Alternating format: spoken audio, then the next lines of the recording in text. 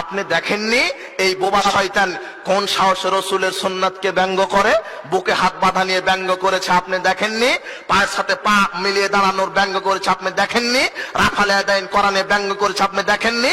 অথচ রাফাল ইয়াদাইন করা সুন্নাত, রসুলের সুন্নাত। জোরে আমিন বলা রসুলের সুন্নাত। জোরে আমিন বললে অত নেকি হয়, রমাদানের 30টা সিয়াম রাখলে যত নেকি হয়।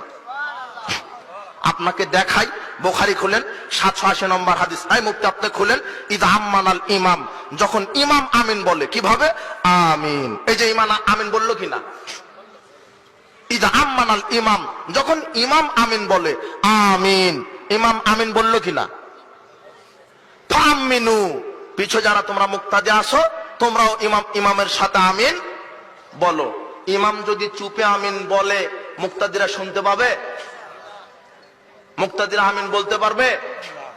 যখন ইমাম আমিন বলবে, ইমামের আমিন বলাটা বুঝতে পারবে, তখন মুক্তাদিরা কি বলবে? ইযা আম্মানাল ইমাম ফাআমিনু, ইমাম যখন আমিন বলে তোমরা আমিন বলো।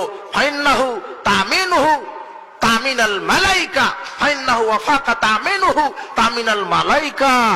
ইমামের আমিন, মুক্তাদির আমিন, আর ওই সময়তে এদের সাথে ফেরেশতাগণ আমিন বলে। তিনজনার আমিন যদি মিলে যায়, গুফিরা লাহু মা তাকাদ্দামা মিন যামবিহি, তার বিগত সব পাপ আল্লাহ ক্ষমা করে দেন।